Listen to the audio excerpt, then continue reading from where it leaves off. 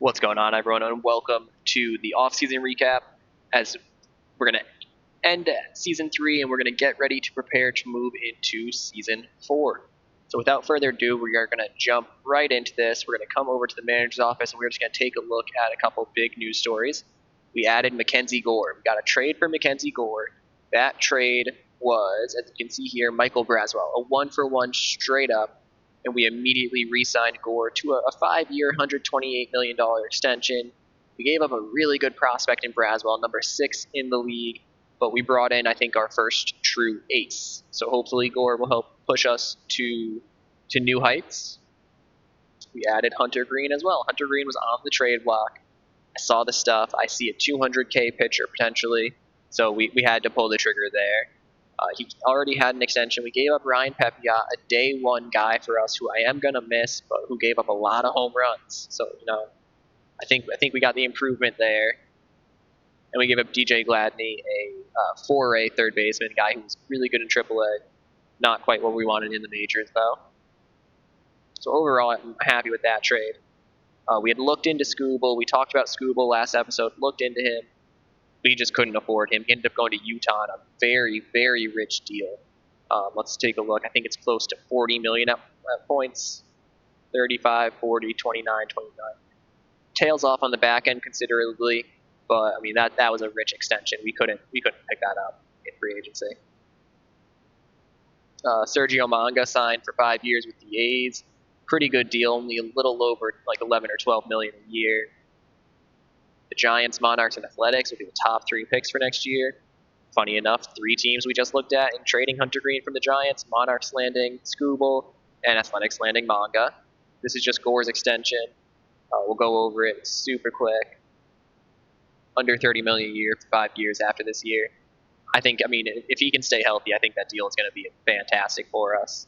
We did let right fielder Adolis Garcia, one of the pillars of the franchise, through 3 years. We did let him walk. He got a rich contract from the White Sox, and I'm excited that we have some guys who can fill his spot. A potential starter for us is Tanner Beebe. We signed him on a cheap $1.8 million deal. Who knows what he's going to bring? He might be in the rotation. He might not. Just kept this year. Vincent Serta, another international guy, signs with the Nationals. Hall of Fame results. You see CeCe got in on his 3rd year trying, which is fantastic. I'm a huge CeCe Spazio fan. Really fun to watch. As a Red Sox fan, he's one of the few Yankees that I really love. So good for him. Beltran will get in next year. A-Rod may get in next year. Andrew Jones actually dropped off. I think he's going to be a surefire Hall of Famer in real life. And I think K-Rod's really the only other guy on the ballot right now, K-Rod and Buster Posey, that have a shot to get in the future. Got Brendan Donovan. I left this one here just because he has potential to be an opening day player for us. Good batter, good defender, platoon guy, can play all over. He might have a role in our majors.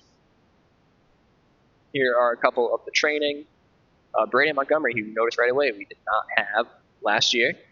We got Brandon Montgomery in a trade for just Dylan O'Ray. We swapped O'Ray, who was a high ceiling, low floor guy, low risk, low reward, for Montgomery, who's a high risk, high reward. And we're hoping that he can kind of pan out in our deep lineup with a lot of support around him.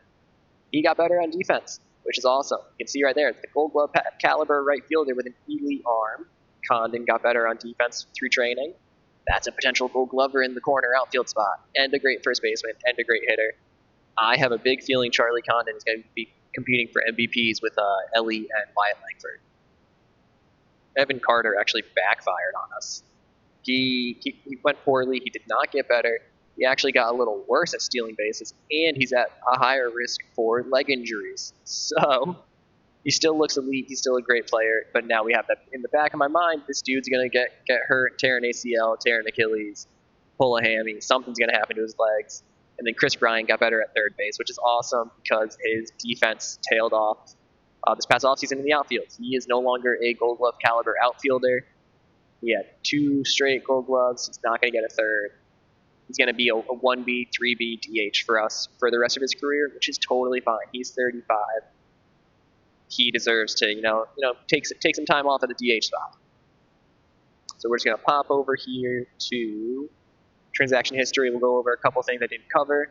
Max Clark. We added Max Clark, the top 10 pick from the 2023 draft. We gave up quite a few players, but no one's super great. We gave up a good catching prospect, a good outfield prospect, a fringe second base guy, good reliever, a good platoon catcher, and then Jordan Groshans, who was a platoon guy for us.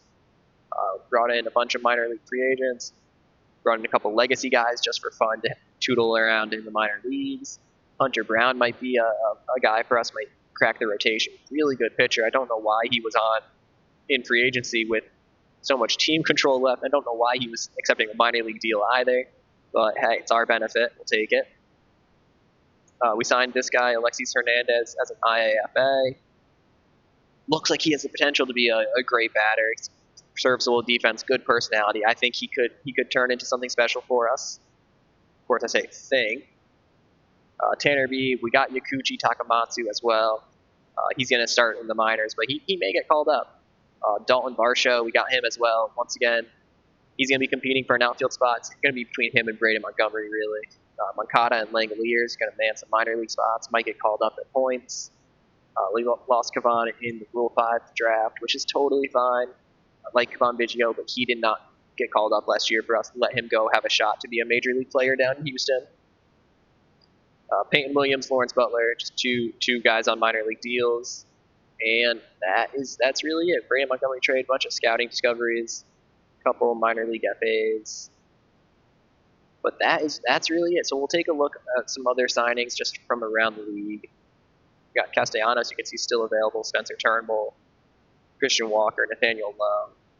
Just looking around the league, nothing crazy for the Diamondbacks. If I don't cover your favorite team or maybe a player that you want to look at, pause it, take a look at the team, see what they added. We got a big trade in Baltimore adding Zach Wheeler. They lost Walker Buehler, but I think Zach Wheeler is an improvement over Walker Buehler without doubt. Wusugu, pretty good pitcher. I think he could be a good reliever for them. Down in Boston, they got Santander and they got Nestor Cortez. They got Garrett Clevenger, too. We gave him Garrett Clevenger. I don't think I covered Kyle Teal. We ended up trading Eliezer Alfonso and Garrett Clevenger, brought in Kyle Teal. So one line of thought I have right now, Harry Ford. Harry Ford? Which Ford do we have? Harry Ford. Harry Ford has an ability to play third base. Teal is a Gold Glove catcher. What we might do is actually put Ford at third base, Teal at catcher, and kind of play around with that to try and get the best bats and defenders we can on the field. As you can see, we'll come back. White Sox added Adol East. Lost Luis Robert, though. Luis Robert is down in Texas. That Texas outfield is legit with Langford and Robert. Reed Detmers to Chicago. Nothing really in Cincy. Not much going on in Cleveland. Not much going on in Colorado. They lost Blackburn, added Grove. Brought in Vance Honeycutt. Vance Honeycutt in Colorado could be pretty good. Skubal was lost by Detroit. That's a big one. J.P. Crawford's still a free agent. We'll look into what we can do for him. I love J.P. Crawford just from some OOTP 17 saves. He was one of those guys who he was almost like a Nomar Mazara back then, if you guys remember that, where he was good at the start and then he had potential to get great. So just always fun to bring in. Houston was pretty active, losing guys and trading guys. The Dodgers were pretty active. Angels lost a lot. Brought in Freddie Peralta, though. C.J. Abrams to Milwaukee. That's a big trade. Lost Jeremy Pena, so they had a need at shortstop. Muto over to Minnie. You see us right here. Lost a big guy, but also signed a big guy. Yanks brought in Alcantara to replace Nestor. Mets actually traded back for Jake DeGrom, so he's back where he started. The Kohlers, you can see the Phillies were pretty active. Giants were active. Padres actually lost a lot of pitching, so they could be an interesting team to watch. They might struggle this year. They lost a lot of pitching there. Rangers brought in a ton. Robert, Barrios, Chapman, over 10 more just between those guys. Toronto does vice versa. Toronto does nothing and lost those guys to trade. Skubal to Utah. And then Michael King to Washington. So that's the all-season wrap-up. So I'm just going to cover one more thing, and that's simply, when I showed you guys last time, I showed you the team history, and I showed you the career leaders for us as far as batters, but I didn't do pitchers. So this is just what pitchers like. Cease is our best pitcher in team history. Valencia's right there. For wins, you got Pepiot and Kamar leading the way. I mean, these are all very low, but Pepiot, you can see 45 losses to 23 wins. Winning percentage is going to be Dylan Cease with Valencia right there. Puck leads the team in saves. Cease in war with Valencia right there. Let's go to strikeouts. Home runs allowed. Pepiot with 40 more than anyone else. That's exciting. Strikeouts. Strikeouts is Pepiot. Ferguson's there. Rocker's there. Gibson Long is there. Let's see, where'd Gibson Long end up right now? He's down in Texas still. Good for him. Cease with the only 200K season so far. Hopefully we'll have 2 or 3 guys that can notch a 200K season this year. That'd be awesome. I just wanted to show you guys quick. Here's a few more. You got Whip right there, OVA. Yeah, just a couple more. So that is where we stand. When I talk to you guys next time, we will be preparing for opening day and setting the opening day lineup. Awesome. Thank you, guys.